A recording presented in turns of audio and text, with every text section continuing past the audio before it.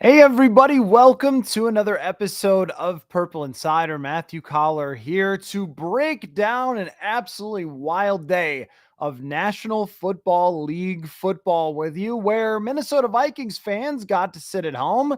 No pressure today, just vibes, watching every game, sit into the couch to the point where you make a mark in it. And whoa, did we see a day of NFC North football. And that is where we have to begin. The Detroit Lions. I was going to wait until the end of the Lions and Cowboys game. Initially, I had scheduled this for 7 o'clock because I thought, okay, well, that game could come down to the final moments. This is going to be, pretty crazy game. And no, I believe it's what, 47-9 at the moment. Is that the score at this? They score.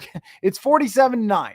Yeah, at the moment the Detroit Lions have completely bashed in the faces of Mike Zimmer's Dallas Cowboys. And Mike Zimmer may not end up making it until week 7 in his return to the NFL. If I'm Jerry Jones, there's no way you could go forward with Mike McCarthy and Mike Zimmer, but also that Dallas team. A huge disappointment, the number of injuries that they had, and the Detroit Lions offense. They sputtered a little bit out of the gate, but my friends, they are absolutely back. After the last couple of weeks, they demolished Seattle, they demolished the Dallas Cowboys, and now they are coming this week to play against the Minnesota Vikings in US Bank Stadium and the top defense in the entire league. We have probably the most exciting Lions and Vikings lead up in a game that I don't know that we've ever had, that I've ever seen since I started covering this team for sure. Maybe the last time would be 2017 when it was Thanksgiving Day. Vikings and Lions, both teams were in the playoff race, but we haven't seen this too often. These are two teams that make the case right now for the best two teams in the entire NFC. Lions, Vikings next week after this game. Just an incredible performance by the Detroit Lions. Jared Goff, the running game for that team, multiple weapons emerging all over the place, and a little bit of edge, I would say, for the Detroit Lions. They ran a hook and ladder to their offensive tackle, which is unhinged, but also you have to respect how insane that was for Dan Campbell to do. But that team is now clicking very much on all cylinders offensively, and their defense today was tremendous. But a big headline from this game is that Aidan Hutchinson is now very likely out for the year after suffering a severe leg injury. And if there was one thing about this defense that would have been scary to the Vikings, as great as Brian O'Neill has been, that Aidan Hutchinson was playing as good as anybody. I mean, he was having a defensive player of the year caliber season, and now he is going to be out probably for the season. I can't see him coming back after the injury that he suffered, which could impact the entire NFC North race.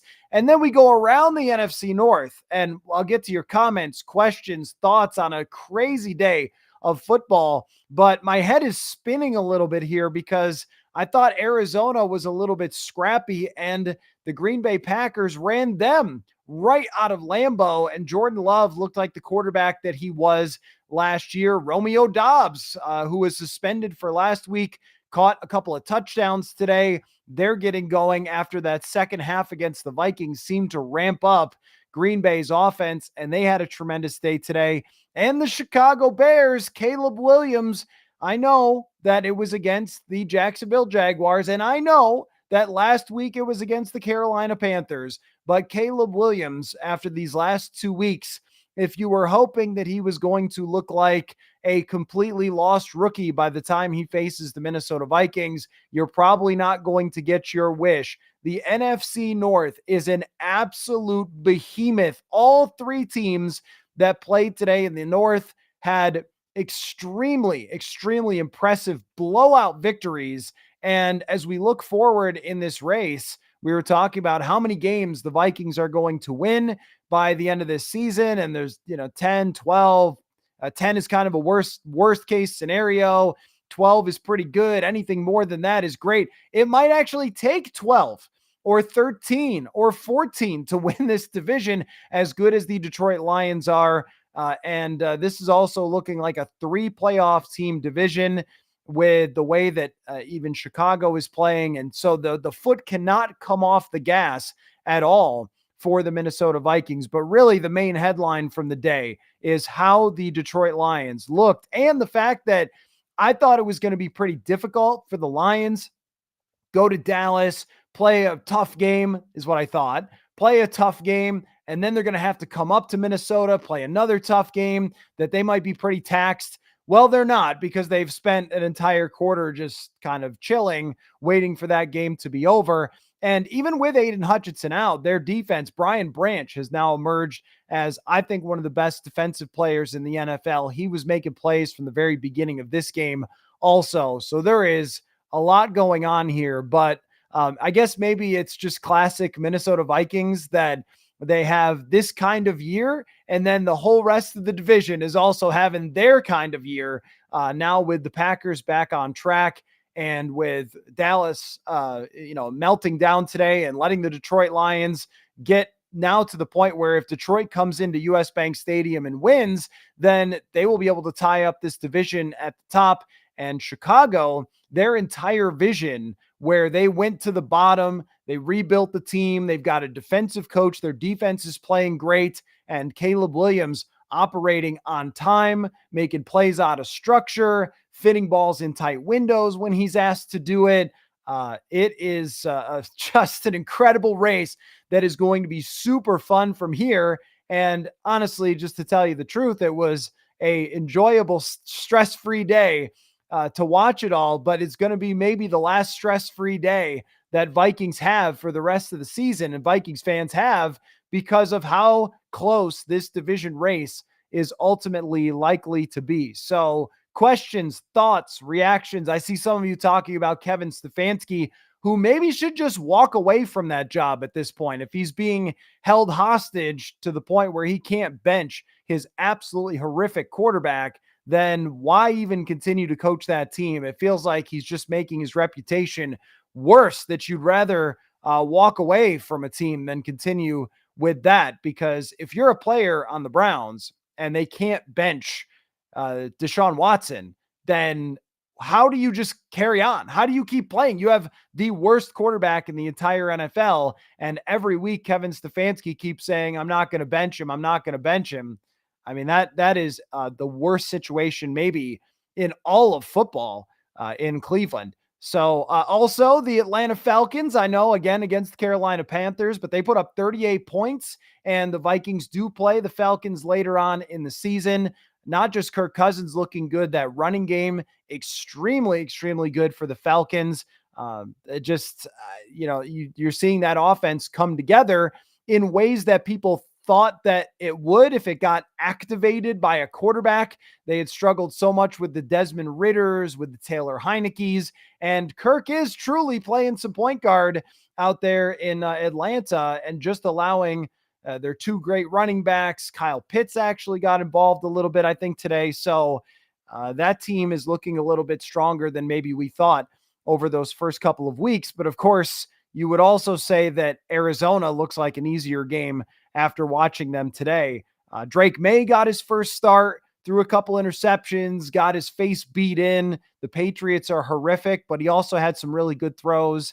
Spencer Rattler, for all you Spencer Rattler fans out there, had maybe a quarter of good play. And if you were one of the people that is saying, or that was saying during draft season, hey, hope you don't get Bo Nix, just continues to look like Bo Nix is incapable of throwing the ball at all down the field, as they struggled again today. And how fun was, if you watch Commanders Ravens, how fun was that game? That game was just a great time. Jaden Daniels played great. Lamar Jackson was better, back and forth, a really, really exciting day.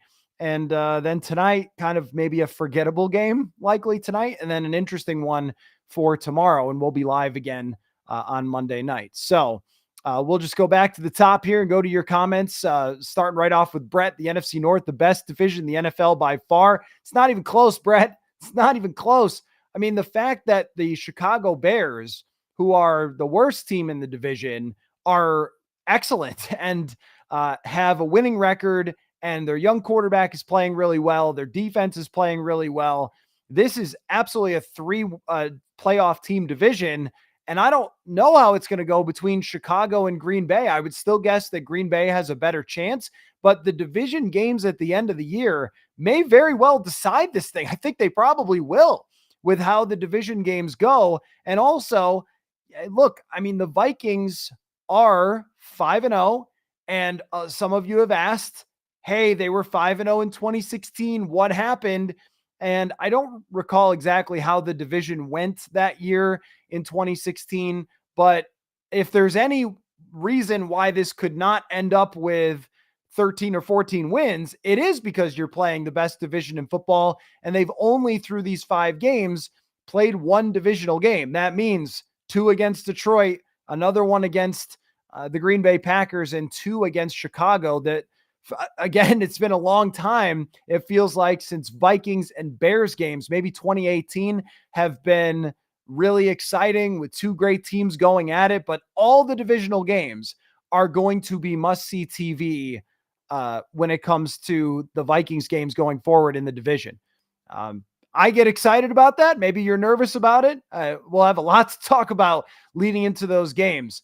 Evan says going to need week 1 through 3 Sam Darnold to beat the Lions next week. 100% agree. The way that Darnold played in the first half against the Packers was really good. There was no point against the Jets where he was really on point, just a drive here or there. The Jets also have such a terrific defense that I was giving some leeway there to that performance. But you're absolutely right that when it comes to playing against the Lions, their defense is improved. I questioned that a lot going into the season. Okay, are they really going to be a lot better than they were?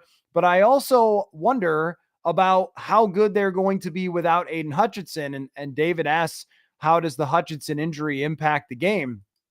And I think that you're talking about the best defensive player in football so far this season, that he went into this week leading the NFL over the next best guy by 11 quarterback pressures. He was number 1 with 40, and Jonathan Grenard is actually number 2 with 29. So you are talking about the most dominant pass rusher in the entire NFL, and he just gets an unlucky play where it looks like he's going to be out for the entire season. So it does have a very significant impact on the game, because even though the Vikings have done an excellent job of countering the defensive ends and edge rushers that they've played so far this year, Aidan Hutchinson was the scariest of them all with the way that he's been playing, and now they are not going to have him. Naturally, it doesn't look like they'll have is Marcus Davenport on IR.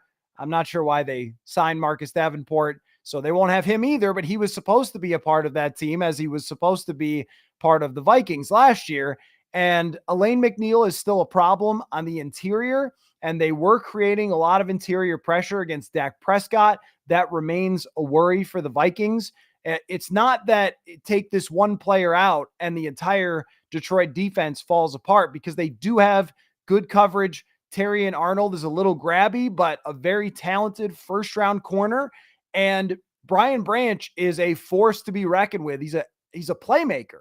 He's kind of a Harrison Smith for them, where he's in different spots. He could do a lot of different stuff, intercepts the ball when he gets a chance.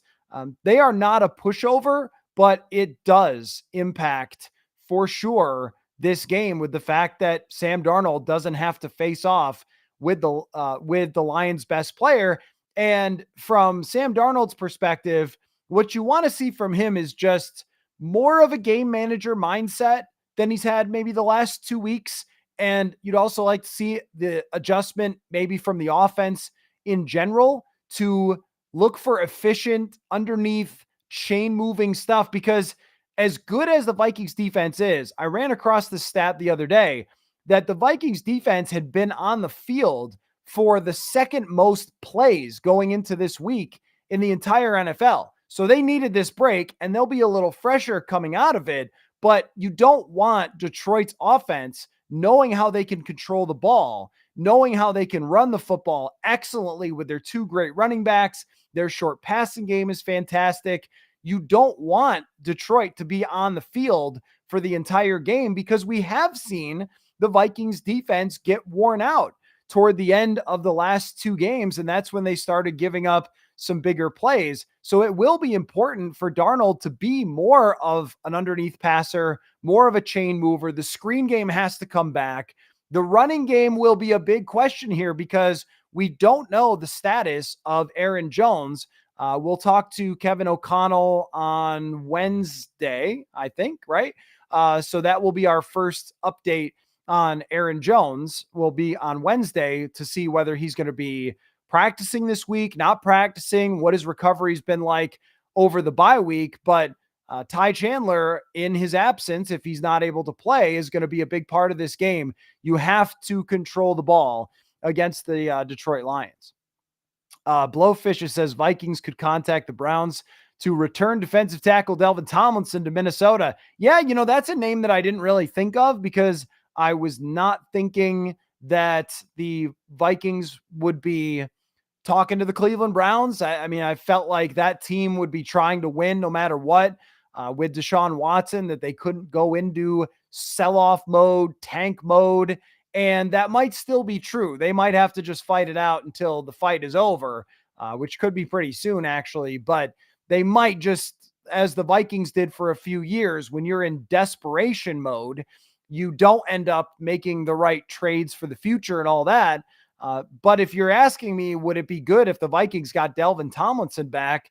I'm not sure of his contract situation. That might be tough to work around, but he was an excellent player for this team. And if you could shore up the interior of that defensive line with a player like him, I know he's not necessarily a threat in the pass rushing, but I mean, if you got a rotation going of him, Harrison Phillips, and then Jerry Tillery mixing in Jonathan Bullard, that would be big for them. I tend to think that maybe someone who could rush the passer, but I would still take him back. He's a really good player.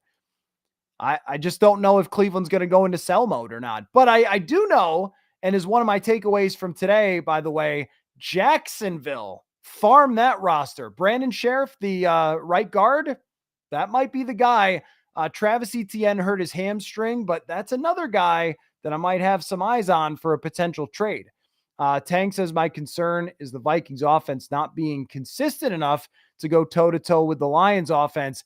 This Lions offense is as good as any over the last 5 years. I mean, they have so much, and they have an incredible play caller. They have great weapons. I know that Jamison Williams dropped one today. He's been effective this year. Amon-Ra St. Brown is elite. Sam Laporta with, how about that end around reverse flea flicker thing that they ran to get the ball to Laporta for an explosive play. They've got creativity. They've got chemistry. They've got a great offensive line. And the Vikings, what they've been so far this year has kind of been boom or bust, where their percentage of drives that they score on is not particularly high, but they've just created quick scores a lot of times. And I think they're just going to have to change that philosophy a little bit for this game, where it will have to be some longer drives and not just looking for explosives all the time. Because if you get 3 and outs and give the ball back to Detroit and you aren't, as you said, a consistent offense, it's going to be trouble. And I think that Brian Flores will be as well prepared as anyone can be against this Detroit offense. But even last year, and the personnel is way better this time around, but last year, Detroit was one of the teams, one of only a couple teams that solved Flores' defense. And the other thing is too, when we look at Flores' defense versus the Lions' offense, Jared Goff is so good at not turning the ball over. He's so good at not taking sacks. The Vikings defense has really lived a lot on creating turnovers, which I don't think is random or luck. But when you're facing a quarterback whose history is so good at not turning the ball over, that evens the playing field a little bit. Gazinkid says, which team is Kevin Stefanski going to be OC for next year? I mean, the way things are going right now, the way his offense looks, and I know it's not his fault, but I mean, the answer might be Penn University. I mean, honestly, like if you're Kevin Stefanski, you got to be worried this whole thing is destroying your coaching career. And look, you sign a deal with the devil, you get what you get. And that's what they did. And karma has really come around in the NFL. I don't know if karma is a real thing, but it certainly looks like it there. I mean, I can't feel bad for Kevin Stefanski. He's part of that whole thing. And I remember the stories that came out about how he was calling Deshaun Watson and they were designing offense together and they were so excited. And there was all those puff pieces in Cleveland about how great their offense was going to be with Stefanski and Watson. It's you get what you get when you make that kind of deal. So I think he might have a little bit of a tough time bouncing back from this. I assume that they're going to fire him at some point. Major 33 says in all capital letters, one thing you're forgetting is this division still has their toughest part of the schedule to play. I assume you mean the other teams in the division. And I haven't looked at everybody's schedule. It does certainly help the Vikings that after Detroit and after LA, which I think they should take LA very seriously. They've got a great coach. They've got a great quarterback and a good defense. And you have to turn around after a division game, go on the road and play in LA, which I know won't be a road game, but at least it is travel. After that, you have to travel, change time zones, play on a Thursday night game that are always a little bit weird and wonky. So that is going to be tough these next few weeks. And then after watching Jacksonville today, after watching Tennessee today, even Indianapolis, what was exciting about Indianapolis? And, Anthony Richardson hasn't played enough football to understand even how to play yet. Those should all be games that the Vikings steamroll if they're a legitimate team. And so I'm never into just writing in free W's, but my goodness, the only thing you'd have to worry about in Jacksonville is if they get a little boost from whoever their interim coach is going to be. What an entire hot mess the Jacksonville Jaguars are. And I guess we do have to get to a point where we say, is Trevor Lawrence actually good? Because, I just feel like year after year, Trevor Lawrence has gotten a pass. And I think when we get to 5 straight years of being disappointing, that maybe we do have to acknowledge that draft status does not equal who you are in the NFL. I did have a funny thought today that in the year 2033, Trevor Lawrence will play for the Vikings and win MVP or something. Just because, but that team is a complete mess, which I think to some extent does take away a little bit from the Bears' performance. But the fact they blew them out, I mean, I said this about the Vikings and Giants week 1, that I give full credit for blowouts of bad teams. If you go in and you smash the heck out of a bad team, double thumbs up, like you get credit for that. In the same way you do for a close win against a good team. I think it's very telling and shows you where Chicago is at, but it definitely also shows you where Doug Peterson has that team. Jacob says, I would think that Zimmer might be thinking of retiring after that game. He's got to be just pissed. A part of it too, and it's not to let him off the hook. Very clearly, look, if you go away from the game for a year or 2 years, it's really hard to just drop back in because the NFL is always changing so much with its details of how offenses run, how often there's motion, how often there's deception and different pre-snap stuff, concepts that are working now against certain defenses.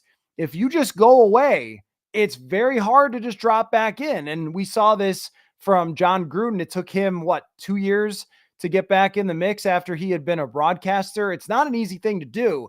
But also, if you have no Micah Parsons, and half the rest of the roster is out, your secondary is out, it's going to be pretty hard to face one of the best offenses, if not the best offense in the entire NFL. And that's what Zimmer is dealing with, that he's probably having some flashbacks to 2021 when they lost Danielle Hunter, or 2020 when Hunter was out for the whole season, that has been a trend. But also now, it has been a very long time, just time span, since Mike Zimmer had a good defense. We have to go back 5 whole years of our lives to the last time Mike Zimmer had a good defense. And it's very possible that the game has just passed him by and they made this hire thinking, well, we're going to bring in somebody who can help us stop the run because Dan Quinn's defenses got run on, etc. And yet it doesn't feel like they are anywhere close to what they were in the past as defenses. And I mean, for Jerry, what else can Jerry Jones really do except for fire both of them and try something else? I mean, you just couldn't be surprised at this point after they've ridden it out for so many years with Mike McCarthy now at 47-9 would be kind of a straw that broke the camel's back for a team that consistently couldn't get over the hump, but now may not even reach the hump the way that they're playing. Washington was good today. That team is probably going to be in the playoffs. Philly might grind their way there. And it looks like the Cowboys are just in very, very tough shape. Macho Meech says, how much should we care about the Bears and Packers considering they've only beaten horrendous teams? I mean, you should care about the Bears and Packers. I would not call Arizona a horrendous team. Arizona just beat San Francisco last week, and they played tough against Buffalo. They played tough against Detroit. They have a franchise quarterback who makes a lot of money. They have a coach that is thought of pretty well and has had that team playing pretty well. This was a very, very impressive win for Green Bay. It was complete dominance of the Arizona Cardinals on all phases of that game. And the Packers getting Jordan Love back to 100%. He looked great today. He was moving extremely well. He was throwing the ball underneath very well, which he kind of struggled against the Vikings. I mean, I'm always going to live this way, that blowing out a good team is the best possible win you can have. If the Vikings blow out the Texans, that's the best win you can have.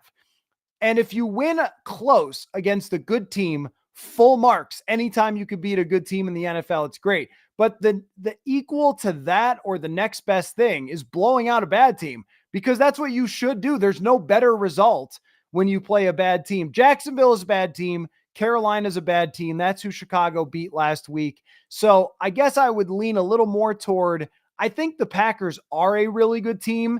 And when the Vikings cracked open the door, the Packers were right there and almost came back to win that game. I am not totally sure yet on the Bears, but when you look at their defense, their running game was pretty good today, but especially the defensive side. Caleb Williams doesn't have to throw for 300 plus yards every game for them to be dangerous. I don't think either team has an argument of being better than the Vikings, because the Vikings have better wins throughout the start of the season, including against Green Bay, including against, I still think San Francisco is a pretty good team. I definitely think Houston is a great team and has Super Bowl aspirations. So the Vikings have better wins than those teams. And if we were power ranking, I would still put the Vikings as the top NFC North team for the wins they have and being undefeated. But Detroit is pretty much dead on even. And then the Packers, to me, just a shade below, and the Bears one step behind. But the way that Caleb Williams is developing, I think that's probably the concern that you have, maybe even more than what they're going to do this year against the Vikings, is that Caleb Williams has started to look like a very solid player much more often, rather than kind of crazy highs, crazy lows.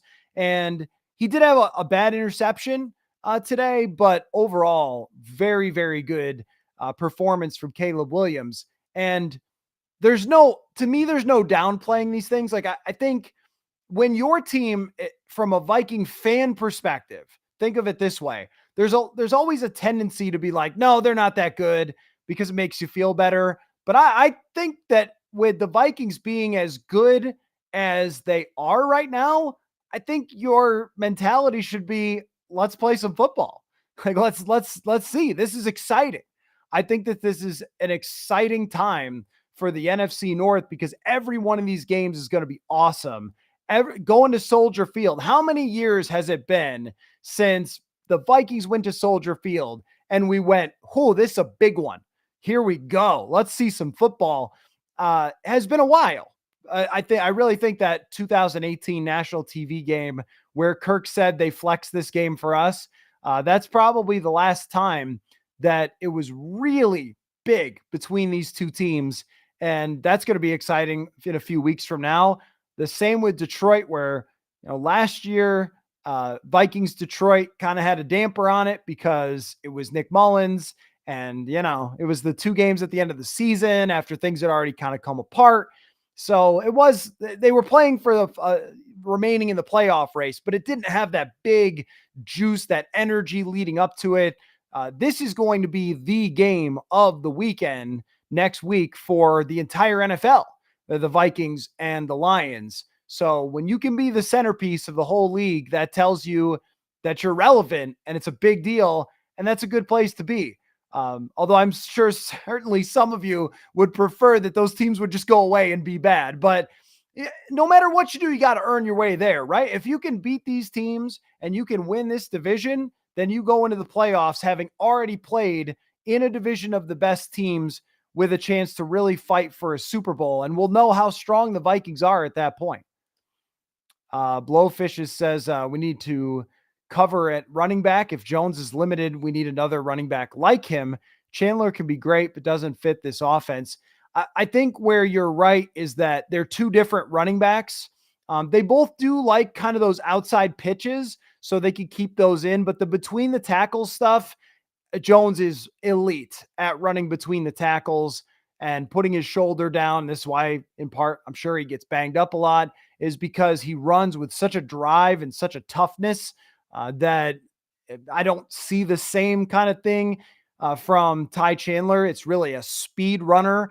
I do think that they need to make sure that opponents do not take away the screen game that was so effective. And, Wes Phillips, the Vikings offensive coordinator, did kind of explain to us last week that you can only really run screens against certain coverages. And maybe the Jets weren't giving him those coverages, but you have to have that going because Ty Chandler in space is phenomenal. Also could lean on CJ Ham a little bit more. I don't think that there's an answer this week to fixing the running back, but I do look at someone like ETN if he's not severely injured. Miles Sanders in Carolina, Tony Pollard in Tennessee. Those guys have to be considering making moves at this point because those seasons are pretty much over for Carolina, for Tennessee. So they should be looking to sell off parts, and Jacksonville as well. As Tang says, the Vikings still need to make a move at right guard. Ingram is way too much of a liability against good interior DTs. 100% agree. We've gotten to the point of let's give him time. Let's give him development. Let's see how this plays out. And how it's played out is very poorly. He is grading by PFF as one of the worst right guards in football again. And here's a really crazy number for you about this season for Ed Ingram. There's a stat called pass blocking efficiency, which is basically just how often you allow a pressure versus how many opportunities. And his pass blocking efficiency is lower than Dakota Dozier's career number. So he is essentially playing at a worse level in pass protection than Dakota Dozier did. Time to look for a right guard. If Dalton Reiser's not going to be healthy anytime soon, then they do need to consider making a trade there. Oh gosh, says bring back Ezra Cleveland.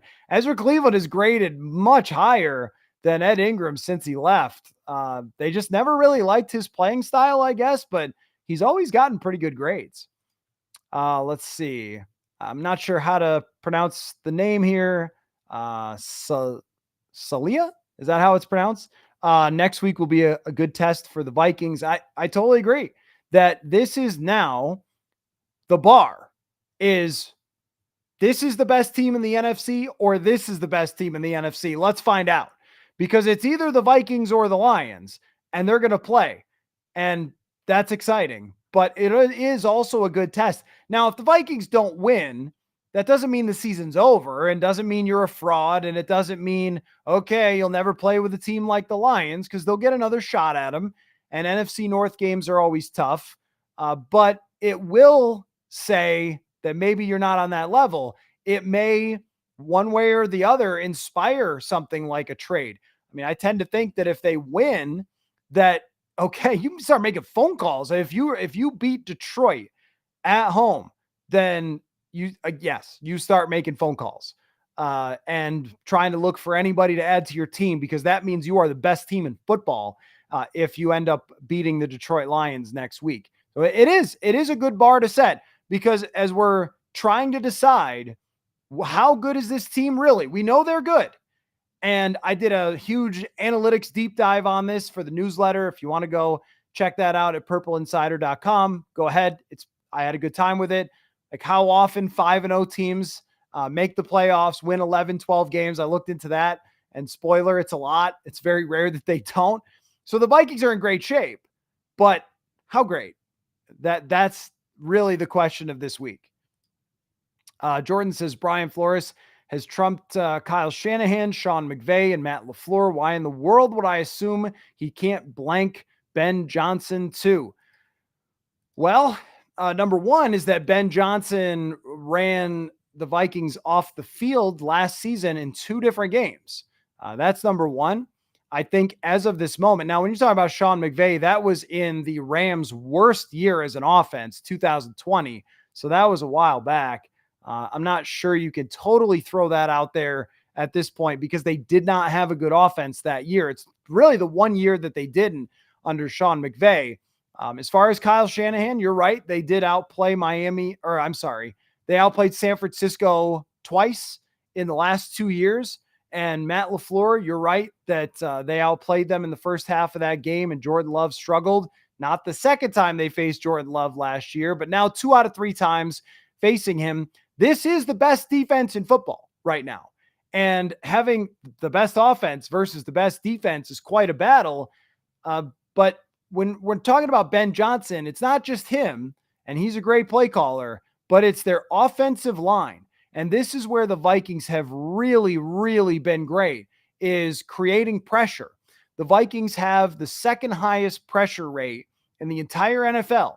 But if you can't get pressure on Jared Goff, he could sit back there and still diagnose things. I mean, this is one of the smartest quarterbacks in the league, one of the most experienced quarterbacks in the league. He can sit back there and find his receivers and get rid of the ball quickly. And they run the ball extremely well. No one has really tested the Vikings as far as running, because they've always been up by so much. It's hard to run against the team when they are up by 17 points or when you're trailing by 17 points. So that will be a test too, because it's not as likely that the Vikings come out, steal the ball away, score a touchdown, get up 3 scores against a team of this caliber. So that's why it's a great test. But you're talking about the premier offensive and defensive mind in the entire NFL. I mean, football, everybody, come on. But I would not underestimate the Lions and what they can do. But do the Vikings have a chance to slow them down? 100% they do. It's just a great opponent, though, that you have to take seriously how good their offense is. Sindru says chances they bring back Hutchinson for this game, almost none. I don't think so. I mean, it is like they could legally, but he has had so little practice coming off an ACL injury that I just don't think that's what's going to happen. I think that more likely than not, we're talking about Hutchinson for Thursday night to get him a whole week of practice and then have a fresh body coming in as well after they play a game on Sunday that'll likely be a taxing game.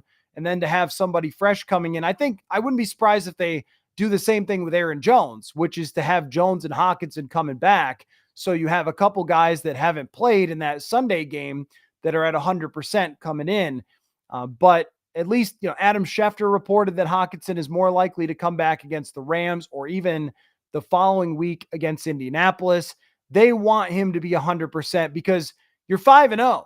If you rush it and he's not fully back, and it hurts his progress of recovering and getting back to 100%, that's not good for your long-term. This game is important, but the long-term of this season and having TJ Hutchinson is way more important. So, and it's not like they've gotten bad performances out of the tight ends. I'd actually like to see them use them more. Let's see. Jordan says, add in the fact that they are definitely going to try to test the D-line running the ball, but Flores routinely calls effective run blitzes to make up for deficits in talent up front. He does. He's very, very good at stuffing gaps, at guessing right when it comes to run situations. Blake Cashman has been a mega part of this defense being good against the run. But I think the main thing that has been good against the run is being up by 17.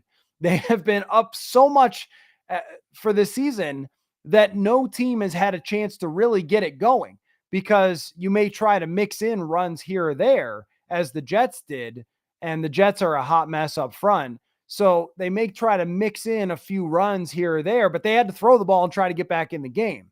Whereas I don't think Detroit is going to give you a 3-score lead and then have to stop running the ball. It's so fundamental to what they do. It's not this sort of other thing that they have as an option. It is the foundation of what they do.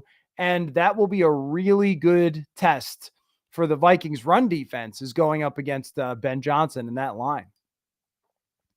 Let's see. Blowfishes says Brandon Sheriff mentioned interest in playing for the Vikings before signing with the Jaguars. Yeah, I mean, that's a perfect type of target. Perfect type of target for the Vikings. Earl says, OMG, dude, we're on a bye week, and here comes the worried warrior. Okay. I don't think I've ever been called the worried warrior before, but it's not worried. I don't worry about any of this. I'm not playing. And I also don't have any skin in the game, but I am interested. I'm always interested, and I'm actually quite excited about the games that are coming up here, because the NFC North just had a hell of a day, an unbelievable day from the NFC North.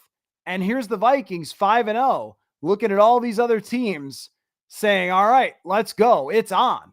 This is going to be one heck of a battle and one heck of a race to the finish, because Green Bay is playing great. Love looks fantastic the last couple weeks. Caleb Williams is coming on and emerging as maybe a legitimate star quarterback. Certainly looked like it the last 2 weeks. And the Detroit Lions just beat somebody 47-9. And here's the Vikings, who have had the best start of anybody. We got some football on our hands, dude. And that's exciting. Not worried about it. I'm freaking pumped.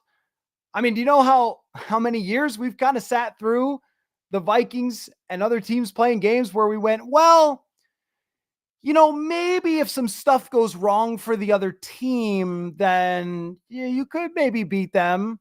Or I think that they can maybe get to 9 wins if they sort of have this go right or wrong. Well, that 7 seed is possible.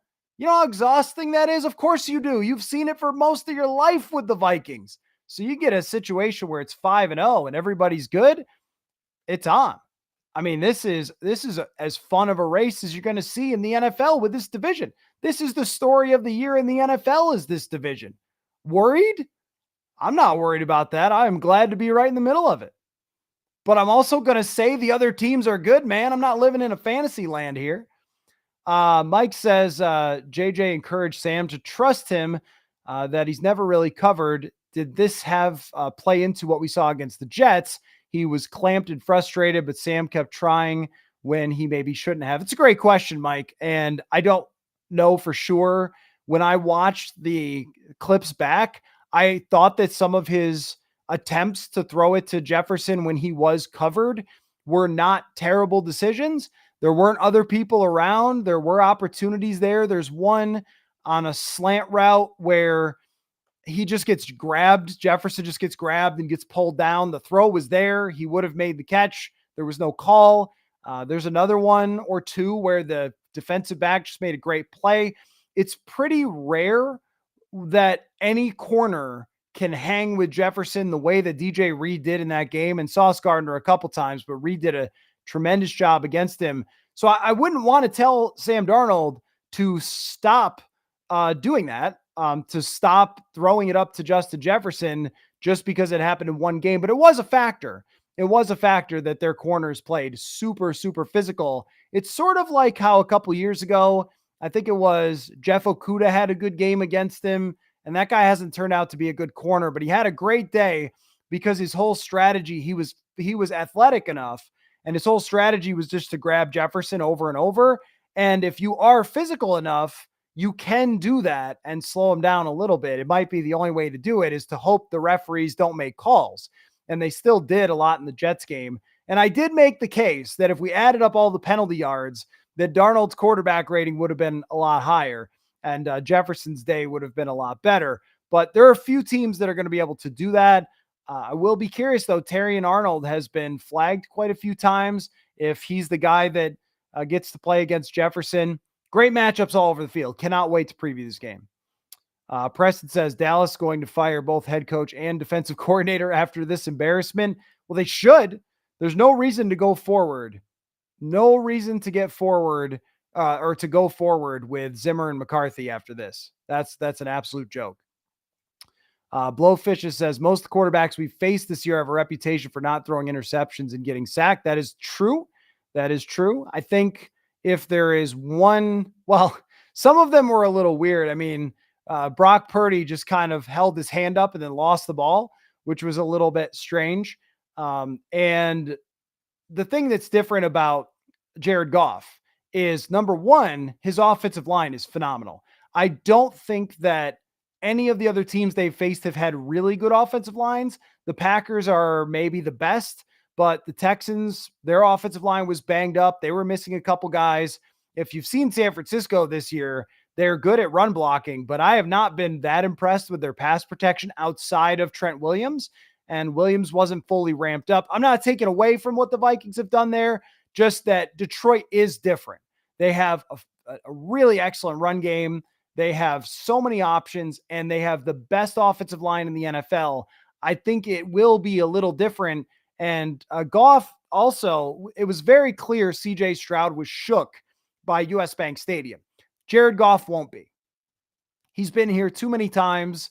He's won in US Bank Stadium too many times. I don't think he's going to be freaked out about it the way that Stroud was. My point is that you can't just count on getting an interception on the first or second drive of every game. It's going to have to be a down-to-down, play-to-play type of thing where they're going to have to really battle with that team because Detroit will grind you down.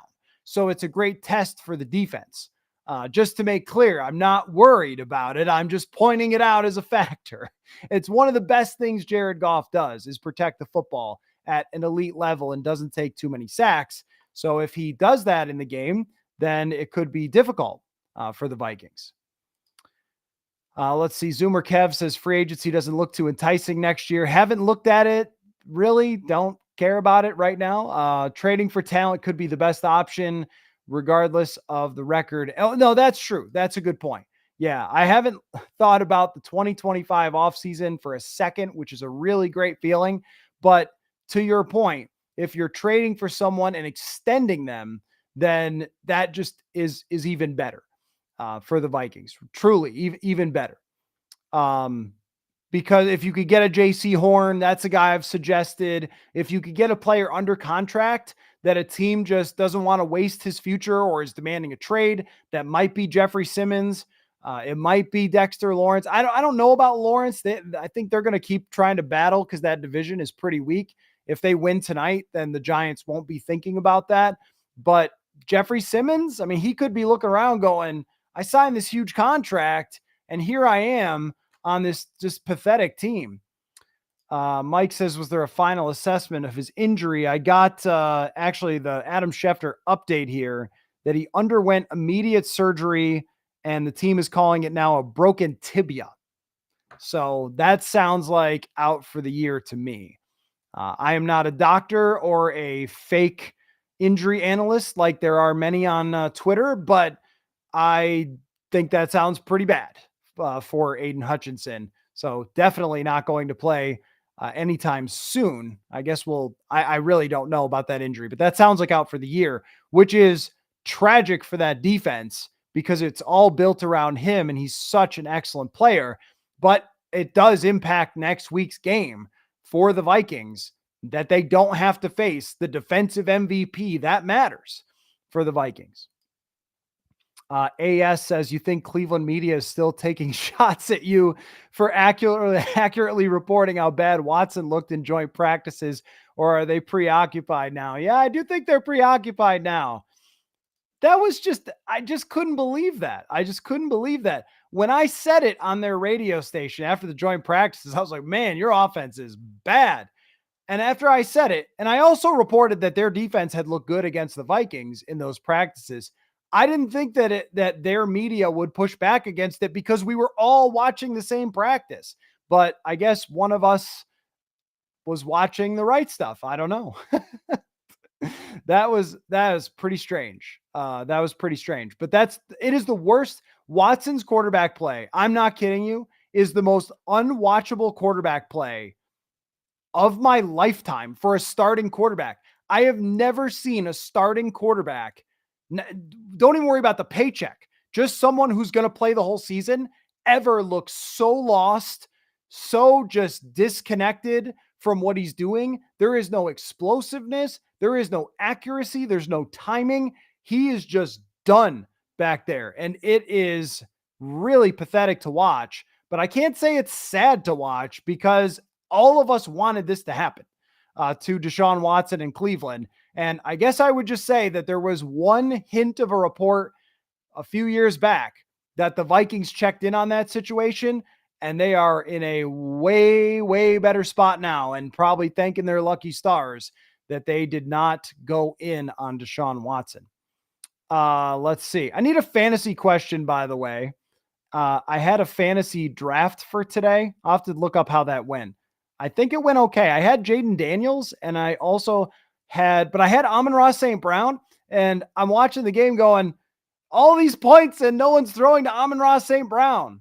But if you've got a fantasy question, throw that in because our great sponsors at Underdog, I've been playing over there quite a bit. Jason says, I'm telling you right now, look at Jared Goff versus the Blitz. Goff is going to be one of the worst quarterbacks we played this year. Look at the Tampa game. I know what you're saying. But if you're going to ask me to disrespect Jared Goff, it does not happen on this show. He has had way, way too many great games against the Minnesota Vikings, including 2 last year where they blitzed the heck out of him. And he is just excellent in that offense. They protect him extremely well. They run the ball extremely well. And Jared Goff is one of the best decision makers with the football. He gets the ball out quickly. He finds his open receivers.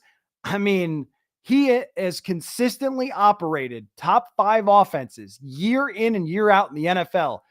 I think he's one of the best quarterbacks in the league. And I think the biggest thing in quarterback analysis that people always miss, they look at arm, they look at size, they look at speed, but the biggest thing they miss is decision making, where you are throwing the football, how you are assessing what is in front of you from the defense. And Jared Goff is elite at that and has a strong enough arm to make any throw. They have great receivers. I mean, I think what you're saying is a great factor to bring up, though, for sure. He hasn't played well against the blitz so far this season. How are Flores's blitzes going to potentially get to Jared Goff? How is this unbelievable offensive line going to be countered by the different looks that Brian Flores gives him? Great stuff, great theater. But if you're saying, hey, Goff won't do anything against this defense, well, I am not one to underrate Jared Goff. That's how I would put it. Let's see. The Pollock 34 says, I had 0 expectations for this year, but I'm ready to get hurt again. Expectations for this year are at the trade deadline, or not trade deadline, bye week. A fun thing to talk about, because I was joking around the other day with Kevin Seifert when he came on the show about like, oh, we all had him at 5-0, right? And I remember when we were in Vegas and we did the couple of shows out there in the summer, myself and Brian Murphy, and we were talking about, if they could get to 2-3, then they could survive and they could be in this playoff race.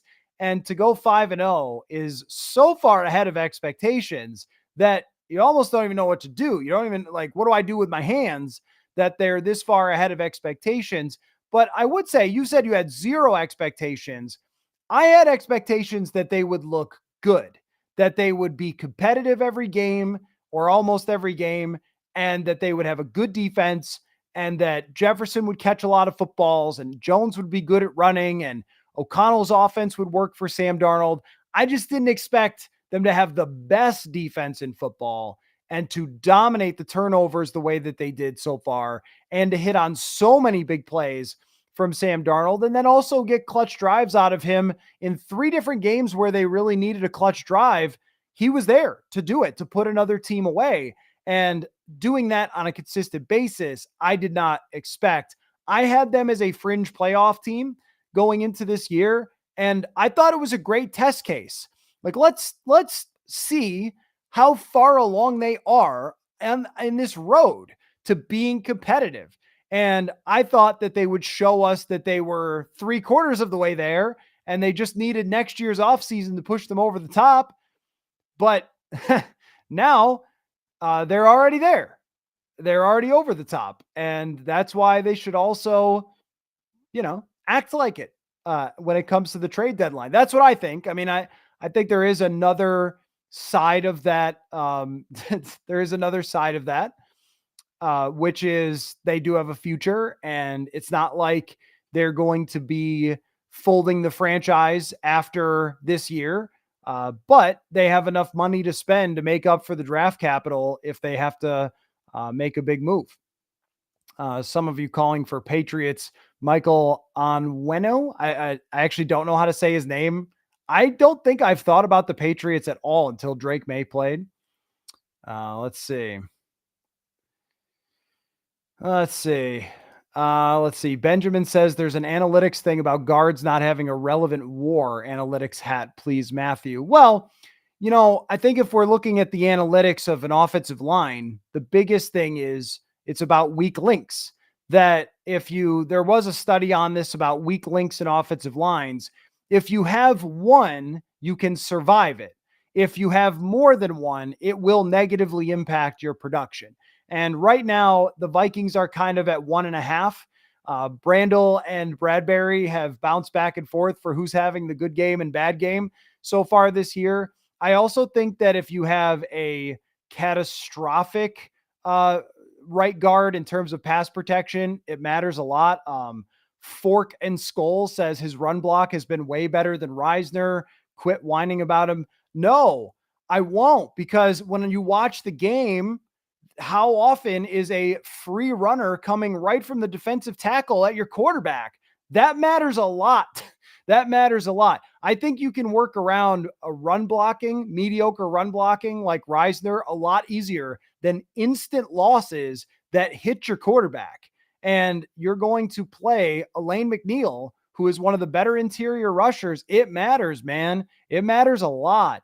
You can have a middling right guard and be okay, but it will impact you when it comes to the pass protection like that. I would much rather have Dalton Reisner. Let's see. Dak says, if you think Trevor is bad, you aren't watching Jags games. Oh no, I've been accused of whining and not watching Jags games. Second year in a row with the highest drop percentage. Okay. 5th year in a row of excuses for Trevor Lawrence.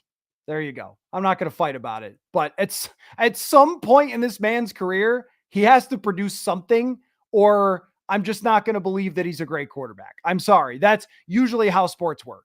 And do I think he could be better than this? Of course I do. But if we're just going to blame the receivers all the time, if we're just going to blame the coach all the time, at some point, it's probably has something to do with the guy not being as good as people thought he was going to be. You're clearly missing something there. Let's see. Rob says, have any of the NFC North teams played anyone good this year so far? Well, it depends on your definition of good. I mean, the Lions ran Seattle out of the building. They ran Dallas out of the building. Those are not good teams, but they weren't that bad until they played Detroit. I would also call Arizona a good team. They were not a great team. They were a good team, but they have not played a group of teams as good as the Vikings. There's no question about that.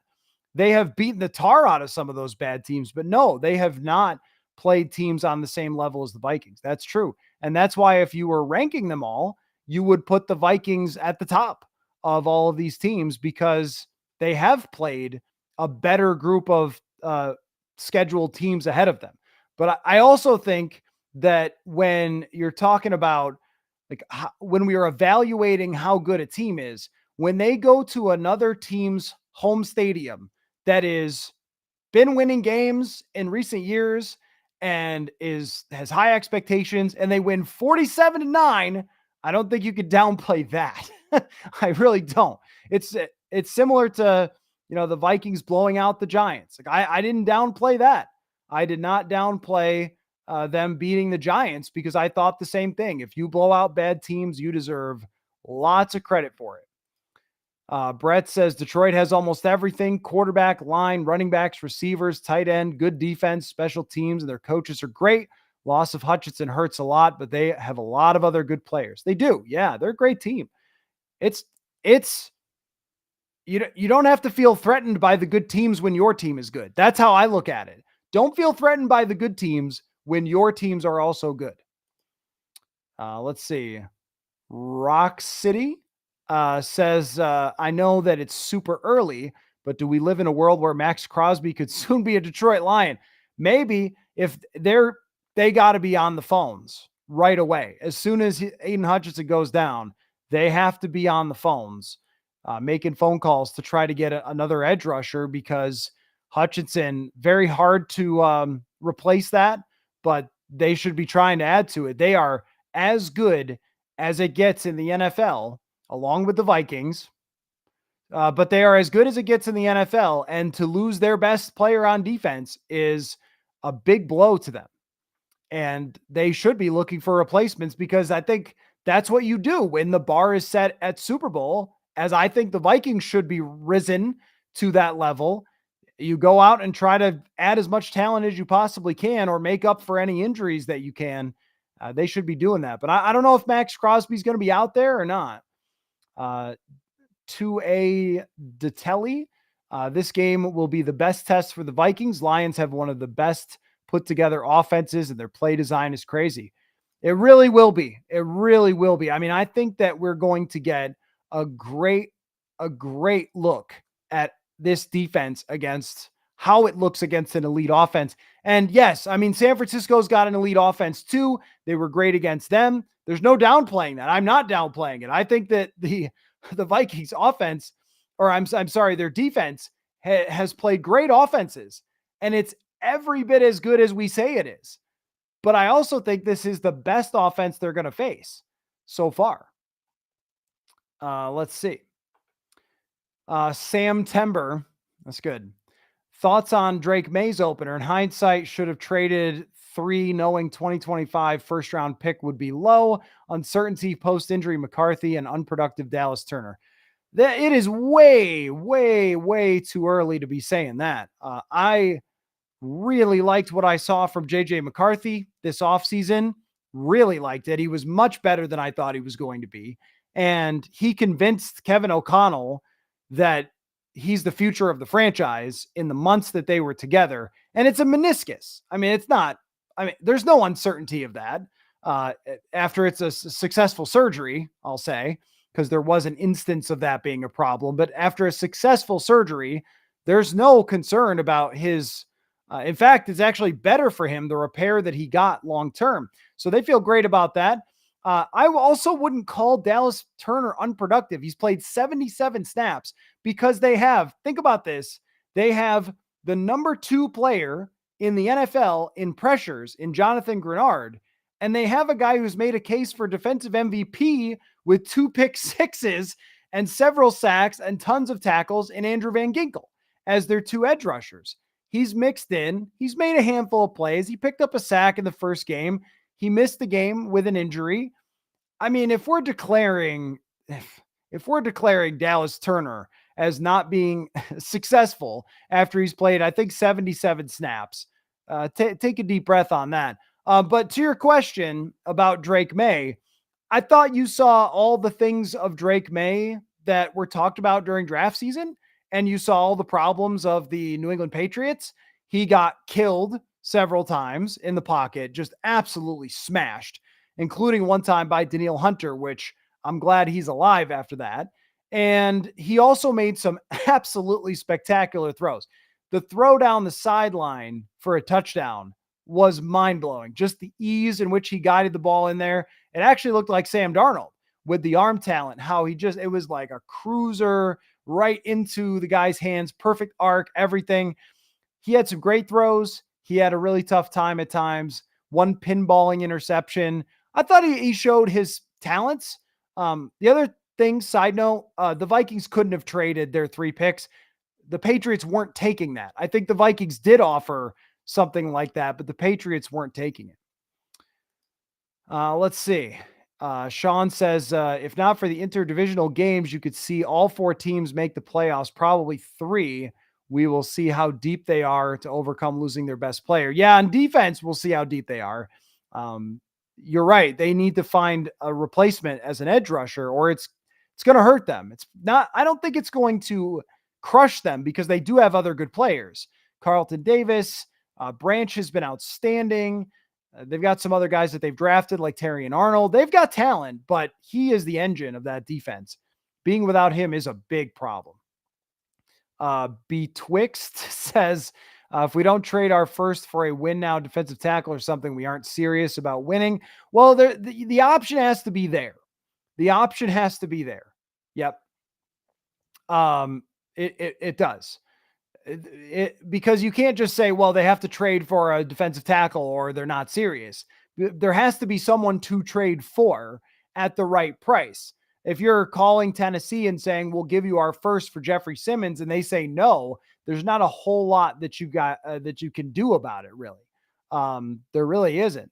So I just think that they should try. I think they should try, but I don't think that it means they're not serious about winning because you have to have the right deal. But if the opportunity is there, then I feel like they need to take it. Little Iggy says, my preseason prediction was 12-5. I'm pretty much a genius. Could be. I'd like to see all your other predictions, but that is a good call. If you were on top of this, yep, that is a good call. Hey, some people were feeling that way. Some people were feeling like this is a great team. I don't know what you're talking about, including Aaron Jones. You know, when he came here, he said, this team is great. I look at all the playmakers and think they're awesome. I was a little bit tempered in the idea that they could win more than 10, but I also thought that 10 was realistic. And it was more of the gambling community, the outside prognostication that was farther down on this team, but they also weren't watching training camp. And I needed training camp to get me to that point because I didn't know what it was going to look like with all the new guys out there and what Darnold was going to look like. But after he looked competent, if not really good in training camp, it's like, okay, well, this could happen. This could be a competitive team. Let's see. Eric says, my preseason win total guess was 7. Now it's 10. Lots of games left. Yeah. So the other day, Kevin Seifert suggested that it was possible that the Vikings could only get to 10 wins. And he got assaulted in the comment section. And yes, it does only mean 5 and 7. When we talk about these predictions, how many games they're going to win, it's always fun to see how the wheels turn. So if you're talking about range of outcomes, there is a range of outcomes where they only win 10 games. And we have seen this before with the Vikings going 5-0 and then not making good on the second half of the season.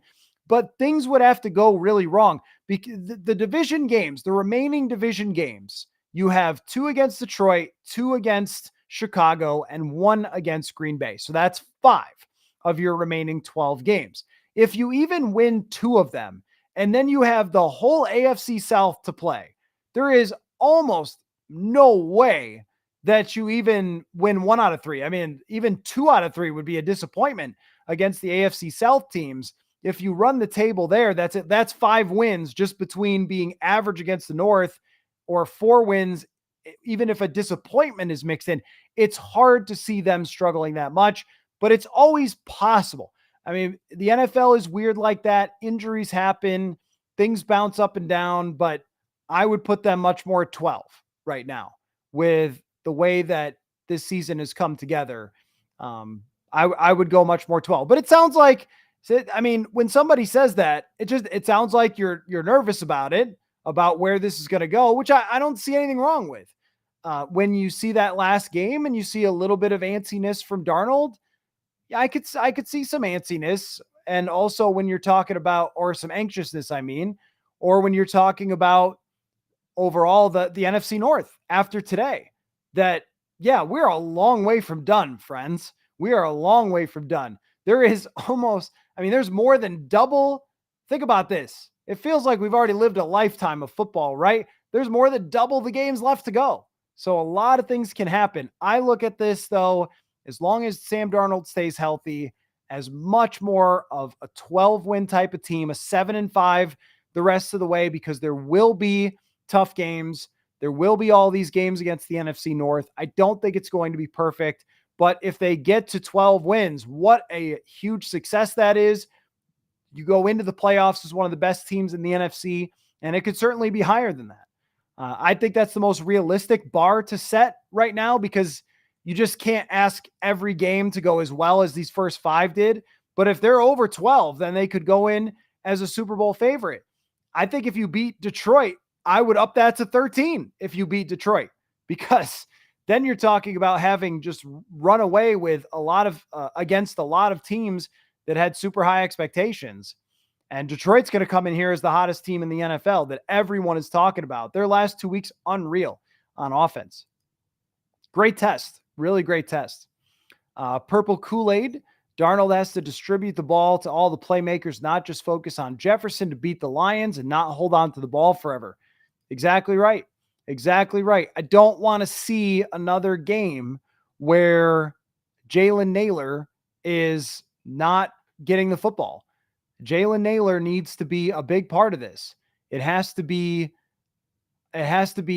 underneath stuff, or a focus on him for certain plays, out of the backfield stuff to Ty Chandler. They can't let that slip away as part of the passing game. And I also would just really like to see, I don't believe Hutchinson will be back, but I would really like to see Johnny Munt and Josh Oliver catch 5 or 6 yard passes sometimes. Hey, it's 1st and 10, 6 yards to Johnny Munt, bang, fall forward. Now you're in 2nd and short, run play action. You got all sorts of options. Let's see. Eric comes in, the hero of the day, with the fantasy question. Thank you, Eric. I had Mahomes on the bench due to the bye week, but I'm considering keeping Baker Mayfield in my starting lineup. Am I crazy? Well, allow me first to say, because you have asked the fantasy question, that this show is presented by Underdog Fantasy, the easiest place to play fantasy sports and also the fastest growing fantasy app in the industry. For the first time this week, I had been doing only pick'ems for the games leading up to them, because that's what I find to be the most fun on Underdog. For me, I love looking at numbers and figuring out, what kind of stats is this guy going to have in an individual game. But I actually drafted a fantasy team this week, had Jaden Daniels, got disappointed by Amon-Ra St. Brown, disappointed a little bit by Jahmyr Gibbs too for such a big game. But you can draft on Underdog Fantasy a fantasy team just for that week leading up to it. A lot of fun. Did it this week. That was cool to do that draft. I think it was $5 to get into a draft. So, good stuff there. And if you want to sign up, give it a shot. Purple is the code that you use. PURPLP to claim your special pick and first-time deposit offer up to $1,000 in bonus cash. Helps the show if you get a chance to do that. Must be 18 or older. Terms apply. Concerned with your play, call 1-800-GAMBLER or visit ncpgambling.org. So again, just go to Underdog Fantasy. Very easy to sign up. Use that code PURPLE and play along. To your question, Eric, you are 100% correct for using Baker Mayfield in your starting lineup the rest of the way. Now, I know that the New Orleans Saints don't have a great defense, but Baker Mayfield looks great. He is balling with that team. He is playing better than he played last year. Chris Godwin with a huge touchdown today. They're running the ball a little bit better than they ran it last year, so there's less pressure on him, more play action stuff. He is confidently navigating the pocket, making plays out of the pocket. And here's another key point.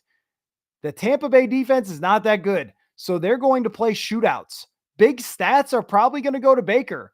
Mahomes is going to win more, but that's not the goal of your fantasy team. I love the way Baker Mayfield played today. Spencer Rattler, tough day for him a little bit. Started out pretty good, but it got tougher as it went along. But Baker Mayfield, I think he's going to keep doing this. We now have a big enough sample size of seeing that I think he will put up big stats. So great question, and thank you for that. Let's see. Zoomer Kev says, Tom Brady said he would love to play quarterback for the Lions right now. I doubt he'd say the same thing for the Patriots. Yeah, you're right. Big shocker, by the way, big shocker that the New England Patriots organization is not as stable without Tom Brady. Who would have ever seen it coming? Who would have ever seen it coming? Sam Tember, concerns about our NFC North opponents. This seems like it's going to be a 4-team battle. Well, I sounded concerned earlier and I was called a worried warrior. So I don't know.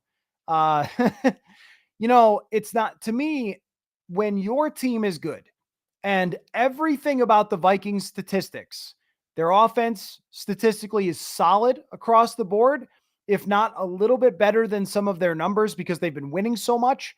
So when I look at, just for example, here's a good stat. Success rate compares what you did on a play versus the down and distance. So if it's 1st and 10 and you get 6 yards, it's a successful play. The Vikings are top 10 in successful play rate on offense. They've been good there. They have been absolutely elite on defense. And I don't see that changing save for a rash of crazy injuries. They have every position across the board, smart, veteran, proven players. So this start to the season, and they've played good teams. So the start to the season does not look fake to me on defense. So when you say concerns, well, if you went individually, what the biggest concern is for the Vikings, number one is that Detroit's offense is going to be so unstoppable that the defense element doesn't matter. It's that Jordan Love may snap back into it and be that elite quarterback that can make plays out of structure, even if he doesn't diagnose something and go on a winning streak. And if you're talking about Chicago, you know what it is. It's that Caleb Williams, by the time you face him, looks like a star quarterback. Those are the concerns. But really, for me, when all the numbers say the Vikings are one of the best teams, if not the best team in the NFL, I just look at it as things that I can't wait to see play out. I can't wait to see how it's going to play out with the Vikings in Detroit. I can't wait to see how things are going to play out when they face Green Bay again, or when they see Chicago finally. That, to tell you the truth, and I know a lot of you guys have been there before, going to Soldier Field is not the most fun trip. You think, oh, it's only an hour and a half away in a flight. That's true, but you spend more time in a taxi or an Uber getting to the stadium with all the traffic. And year after year, we go to Soldier Field going, what great, another slop fest here at the end of a mediocre season. Well, not anymore. Now this is about to be an exciting Uber ride there, stuck in traffic, because I'll be like, can't wait to see this game. I just think that's how you should be looking at today. Is these teams being this good makes for a fascinating and exciting time. Every NFC North matchup, it ramps up. And after beating Green Bay in Green Bay already, that should increase that kind of feeling, I think, from even where it was, that it should be even more so, where you're talking about like, all right, this should be, this should really be something. So now I do have another ad read I almost forgot about. You guys almost let me forget about it. But you got to remember, this show is also presented by US Cellular. So let me silence my phone real quick so I can tell you that Us Days at US Cellular is back. Exclusive offers just for customers, just to say thanks. Right now, you'll get $1,200 off any phone plus $400 off any tablet. Amazing, right? But my family is so excited about their new devices, they keep texting me during the show. They're all about Us Days deals, like $1,200 off any phone, $400 off any tablet. Terms apply. Visit uscellular.com for details. So there you go. I am sweating now after so much NFC North talk. So I'm going to need a little Diet Dr. Pepper. How fun is this? How fun is this? 5-0 Vikings. Lions coming in here with one loss off a huge win. Lot of great stuff to talk about. Sam Timber, if we had 7 losses, it would be 4 divisional games, Seahawks, Cardinals, and an unlikely NFC South upset. Yeah, the rest of the schedule, I don't really want to throw this one out there, but this team has been playing very well. The Atlanta Falcons, I think the Vikings will beat the Falcons. They have just been playing really well the last couple of weeks. They might be, when you look at the Vikings schedule, let me cross-check. Let me cross-check this. I'm going to check this with the Vikings schedule and just see if I have this right. Is the toughest game the rest of the year on the Vikings schedule actually that's not in the division against Atlanta? It might be. So here's the non-division games that the Vikings have the rest of the season. At LA, which I don't think will be easy. That's a nominee, but they're banged up. They haven't been a good team this year. Indianapolis at home, absolutely a game you got to win. At Jacksonville, at Tennessee. That's why I'm saying enjoy this next 2 weeks where you got Detroit and LA, because Indianapolis, Jacksonville, Tennessee is not a lot of juice. Then Arizona, Atlanta, Seattle. Those are the only games remaining outside of the division. And Seattle just does not look very good to me these last couple weeks. You talk about a team that beat some bad teams. I mean, that's a team that only beat bad teams and then got run out of the building the last couple games.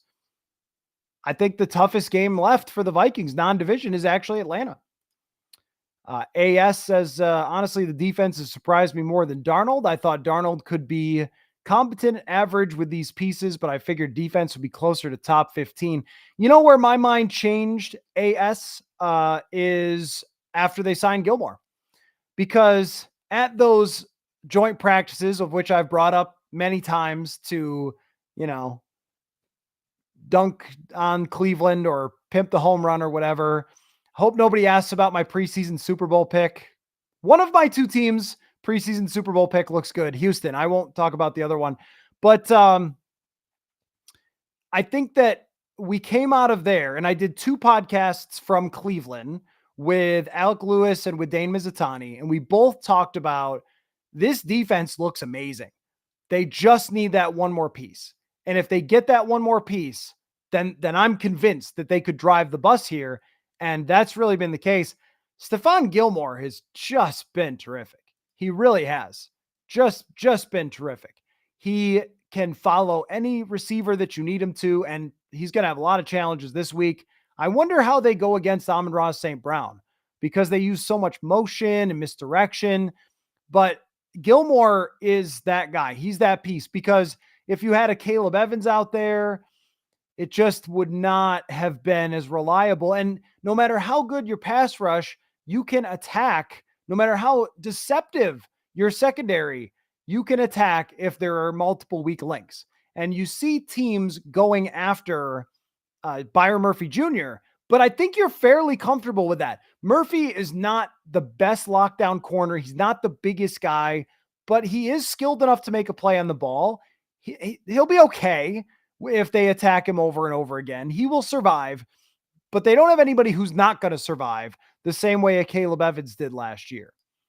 Let's see. Lore says, why didn't the Vikings draw up plays for Jalen Naylor, like the 97-yarder for Justin? He's called Speedy for a reason. There were a couple plays that were on tape that were clearly supposed to be aimed his way, and the ball just didn't get there. One of them was because of pressure. There was a couple other ones that I thought he should have looked to Jalen Naylor, and he ended up going somewhere else with the football. It's got to be a priority. And I keep thinking about how that number 3 wide receiver is such a cheat code. Because you can double Jefferson and you could double Addison, but you just can't double everybody. And Naylor is so quick and has become a very good route runner that he is the option that's always going to have a mismatch, a safety, a nickel corner, somebody who's a little less skilled against route running, and there's opportunities there every game for him. But the one thing that I mean, you mentioned the 97-yarder. I look at it as I want him to catch an 8-yard pass and run with it. I want him to catch something underneath, short, a slant, a screen, something to get him the football and get him moving in space. They just didn't have a lot of that in the last game, and I think it hurt him. Sean says Vikings fans or hard luck fans of any sports team will always have the fear of something bad is coming, especially when there hasn't been that many playoff wins. Well, we could certainly spend a lot of time on that, Sean. I mean, that's the Minnesota sports curses, if you will, the many, many things that have gone wrong. But I've always stuck to this as long as I have covered the team, that the things that have happened to the Vikings organization are so wildly improbable that I completely get it. I do. I mean, we could go through all of them. He hasn't missed in 2 years. Whoops, wide left. I mean, you guys know all of them that have happened. But I don't believe what happens in the past impacts the future. The Red Sox won. The Cubs won. This is a winning team that is always competitive, that eventually one day will have it work out. To your point, you're exactly right that people, until it is the trophy in the hand of Sam Darnold raised over his head, that I think Vikings fans are not going to believe it's real. But I also don't think you can live in that world, though. There's just too much awesome stuff to happen, like right here, right now. Too many great games, too many great matchups, all those types of things that are right in front of the Vikings. To be worried about their kicker is really good, but to be worried about what a kicker might do in the NFC Championship. Like, put that aside. It's kind of like how the offseason stuff has made me feel very itchy. Every time people ask about, well, hey, is McCarthy still going to be the quarterback? Or what are they going to do to fix this next offseason? I'm like, it took a long time to get here to have a good season.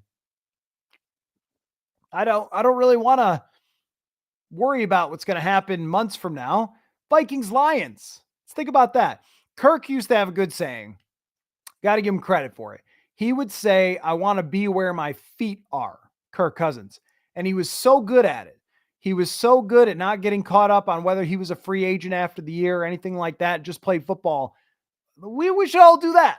We should all just watch football and see what happens. Not worry about, they had this drop pass in 1987 where they could have tied the game against Washington in the NFC Championship game. Let's not worry about that right now. Let's think about Vikings-Lions in the matchup that's coming up. That'll be cool. Zoomer Kev says, I saw a video where a 30-ish-year-old dude did a 40-yard dash to determine a fantasy draft, and the majority of them pulled a hamstring. What's it like getting old? So I do a fair amount of running myself as a 30-ish-year-old dude, actually closer to 40 now. But I would be worried about that as well. I would be worried about a potential hamstring injury if I was doing it. Is that the fantasy question? That's at some point it happens to everybody, man. So that you may be a Zoomer, but it'll come for you. It's like the Grandpa Simpson. It'll happen to you. But I think I could run a 40 without pulling a hammy. I would just have to warm up. Those people should have warmed up. I think that's how you avoid that. Skol City Blues, all three of the Vikings rivals had a pretty good day offensively. If not, they just to add a phenomenal day. All three teams. Will Kwesi go out and make a move for a defensive stud to slow our opponent's roll? I think that they really should. And Brandivore has the same question. Your opinion on trades they should make. I'm in on this. I am in on this idea. Truly. I am in on the idea that you have a great division with a bunch of good quarterbacks and good offenses, and you need to be concerned about the Bears. The Lions are elite. The Packers very well could be elite. They could. We haven't seen multiple weeks of Jordan Love there this year, but Jacobs has been good. Their receivers are good. Romeo Doubs finally got over himself and decided to play today and caught 2 touchdowns. Christian Watson caught a touchdown. There is so much talent in this division on offense that the number 1 defense for the Vikings is good enough, but can it be even better? Can there be even one more piece that would give them the best possible chance to slow down these teams? Because all of a sudden you need that home playoff game, right? I mean, you need to win the division. You don't want to travel to Green Bay. You don't want to travel to Detroit. You saw the atmosphere in Detroit last year. You do not want to travel to Detroit if you can avoid it when you're talking about the playoffs. So they absolutely do need to add as much talent as they possibly can, even if it takes a first round pick. You just don't get that many of these years. And if they had no cap space for the future, then I would say, okay, guys, they need that first round pick. They have a lot of cap space for the future and they could push money out. This is what you came for. If you're Kwesi Adofo-Mensah and Kevin O'Connell, you didn't come here to kind of slowly competitive rebuild. You came here to eventually build a team that could compete for a championship. It just happened a year faster than you thought. Act accordingly. Mark says, why does nobody talk about Shaq Griffin? He's been a beast. Great signing. You're right. So far, he's been very good. And that's the thing, is that they really don't have weaknesses on this defense. That's the key point. Ergo Gray says, do you think this is Darnold reverting? Do you think KOC will point it out to him and stop it? It is on KOC to slow the reverting process. But, I think a big percentage of the reverting is really just the Jets defense is great. It was a mix of things. It was the right guard getting beat several times fast and pressure up front. It was great coverage at times on Justin Jefferson. And it was also Sam Darnold just not pulling the trigger sometimes. There were a few plays where he dropped back and he kind of reached back to throw it, or he looked like he was cocking his shoulders to throw it, and then he just didn't, as if he didn't truly believe in the throw, and then he got sacked or he had to throw it away. I think that it's part of who Darnold has been through his career, that he doesn't always trust his eyes, or he doesn't always see things quite right, or he makes a decision where he's going with the football before he sees how it plays out. I think the greatest example of that was the Aaron Jones interception, where he tossed it up to him in the back of the end zone and got it picked by Xavier McKinney. Jefferson was wide open on the other side. Jones wasn't really open. There were 3 defenders in the area, and he just goes, whoop, I'm putting it up. And that really was not a good decision. It looked predetermined. Sometimes I think that happens to Sam Darnold. And what KOC has been, I think, pretty good at is running a play action with an easy crossing route to get Darnold back going, to just lock him back in. And I think that there has to be a little more of that even on the underneath stuff. But what I've noticed is I don't know that Darnold is the best at looking at the middle of the field and always being able to pick apart where everybody's going to be in the middle of the field. So some of this stuff might have to just be a little 5-yard out route to the tight end. Just get him going. I think that there can be more of that from KOC. But also, if he plays like he did against the Jets, against the bad defense, well, then I would be more concerned. But it was against a great defense in London with some rain, just not ideal conditions. Let's see. AS says, love KOC, but it might actually take a blown lead and a loss for him to change up. He says he needs to look in the mirror, then does the same thing, forever a quarterback. So I decided on this after the other night. Morning, after the other morning's game in London, is that Kevin O'Connell is not going to change his approach of being almost crazily aggressive. So when you're up 17, he's probably going to go for the kill shot. And if you look back at the 2021 Matthew Stafford Rams, there was a run of 3 games where Matthew Stafford was horrendous. And I think probably I said on the show at the time, there's Matt Stafford, that inconsistent, wild Matthew Stafford. But at the end of the day, they had to be on the right side of the variance that comes along with being aggressive. It's kind of like being a 3-point shooting team. The Minnesota Lynx lost today, shooting 6 for 20 for threes. You live and die by the three. You live and die by the aggressiveness. And that's what he's going to be willing to do. So we should always count on that. But I think that Mike has it right. For my suggestion is not to stop being aggressive. It's Mike says, love to see 25, 30 short passes, screens, out routes mixed in. Yeah, I mean, that's the thing. That what I would like to see is smartly aggressive. If you've ever heard the saying, I think it was, why am I blanking? I should not be blanking on this. The old UCLA coach. Why am I not thinking of it? But the legendary UCLA men's basketball coach. Someone will tell me. But there was a saying where he would say it was like, be quick, but don't rush, or something like that. And I feel the same way about be aggressive, but not crazy. You don't have to, on 3rd and 15, look for a 25-yard throw. You don't have to, when you're up 28-7, look for a fade route to a running back. Be aggressive and not crazy. That's what I would like to see, but I just don't think he's going to change. He's probably always going to have that mentality. Sean says, strong unity in the locker room and a lot of great leaders to block out any noise from media or fans' worries. I don't believe that media or fans' worries ever impacts anybody. There's probably something to knowing what's being said on the outside can get in a team's head a little bit, but not in this case. I mean, you're talking about a team that's 5-0. And clearly media and fans' worries that they were going to win 6 games didn't impact them at all.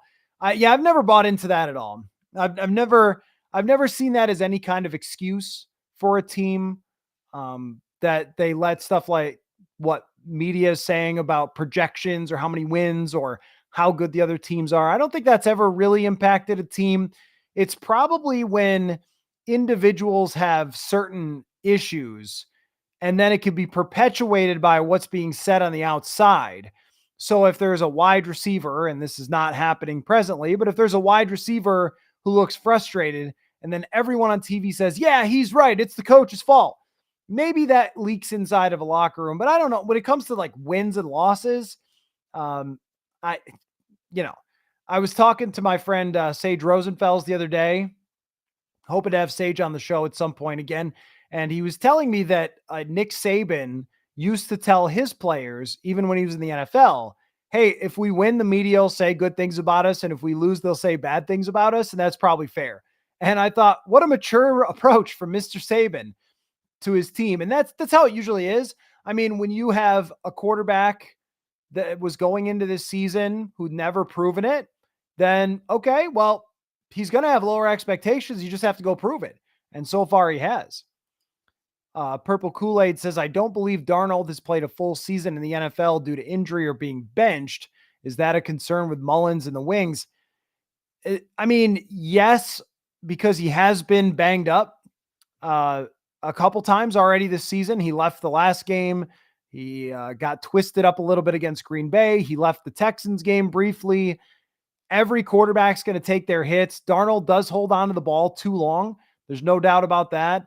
If you look at the pressures he takes, he does try to scramble a little too much and stuff like that.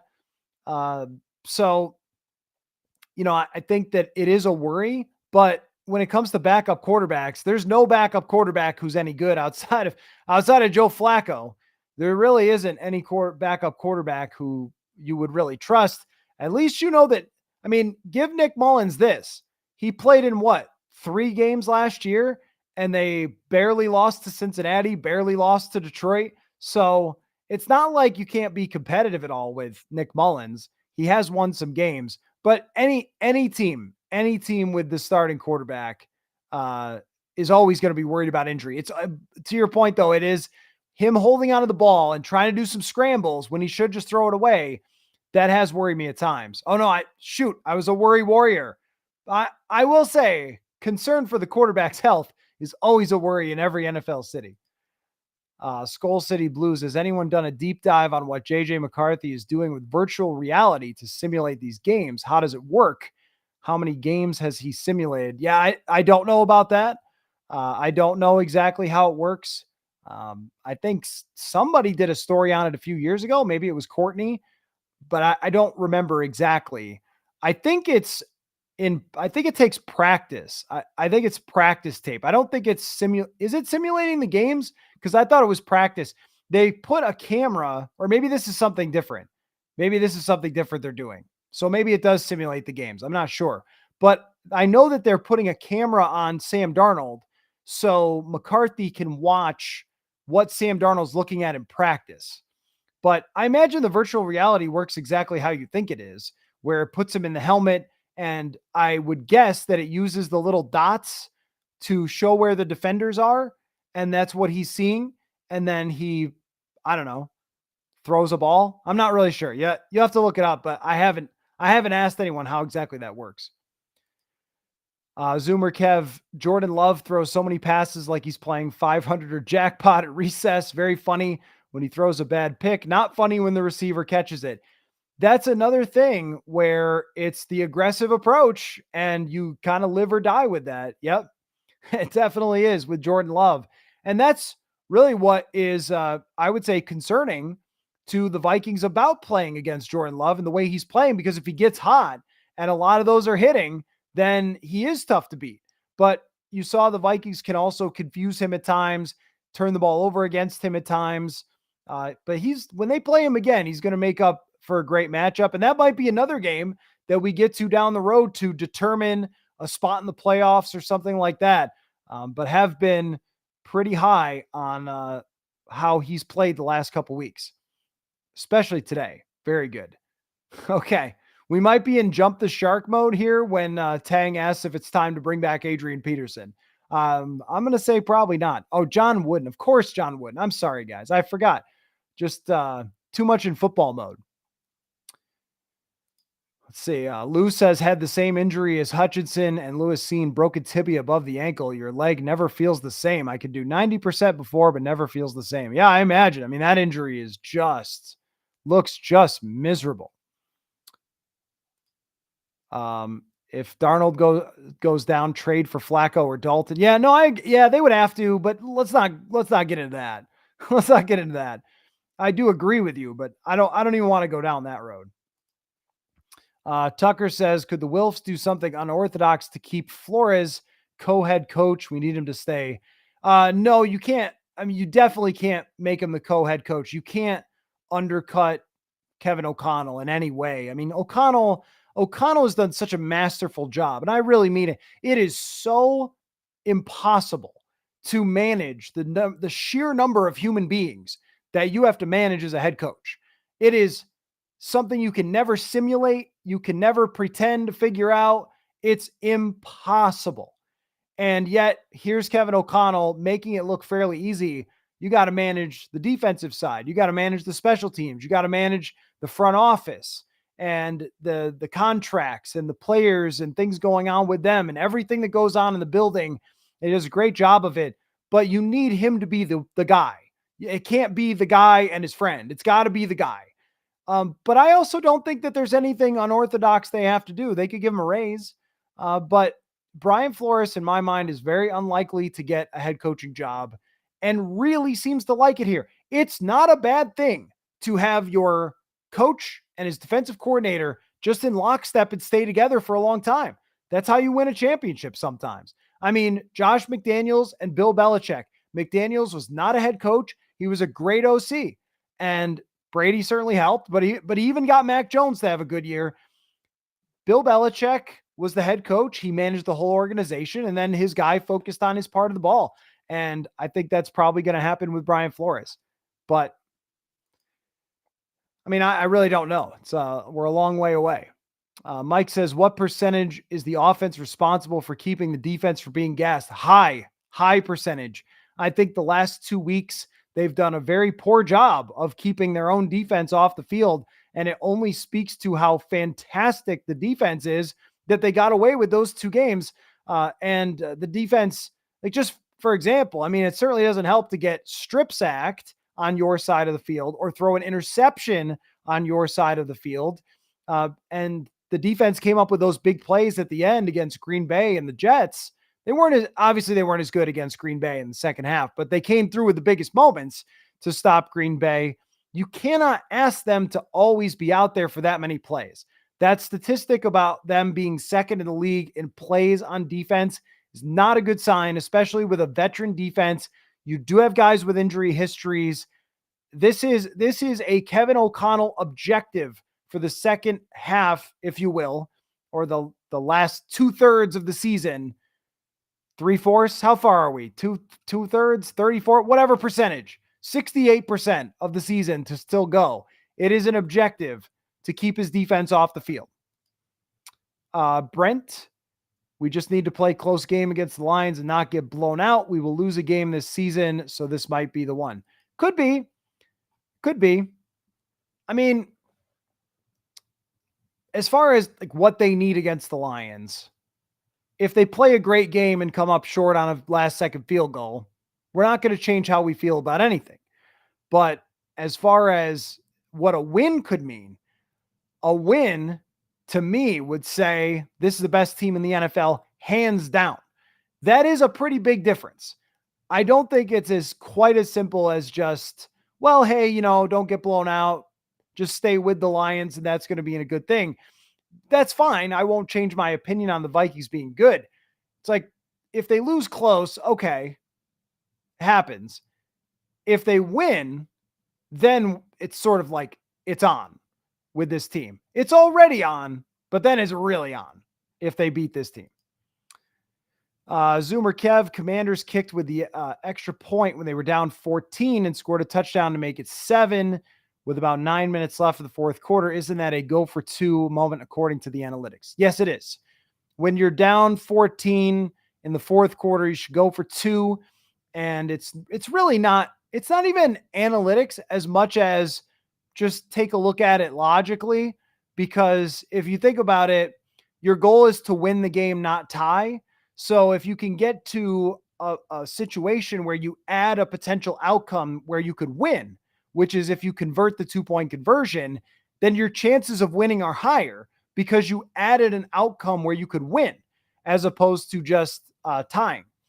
So that's really why that comes up. And then if you miss the 2-point conversion, you still have a chance to tie the game. So not all is lost. And there's a 50% chance of a 2-point conversion being converted. So if you miss the second one, you still have a 50% chance of converting the second one. That's kind of how that works in short form. There's been a bunch of articles written about it, but Dan Quinn failed that test. He should have gone for 2. Yep. It's not a tragedy. Sometimes people act like, oh my gosh, this coach must be completely crazy if he didn't do it. But I think it's a pretty simple one when you're trying to play to win, that if you convert it, all you need is one more touchdown, you win the game. That's what you're really going for. Guys, what a day. What a day of football. Add college football to it from yesterday. Gophers get a crazy win. All those, man, the Alabama game was nuts. The Penn State game was crazy. They had their tight end snap the ball and then threw him a touchdown. It's been a heck of a weekend to be off, but we are back into full intensity mode, which means that be recording a podcast with Brian Murphy tomorrow morning. Monday Morning Murph continues his reaction to this week's games. And then tomorrow night, Manny Hill picks the schedule live on YouTube. And even though the Vikings haven't changed, the National Football League most certainly has. So it is going to be a fascinating week leading up to it.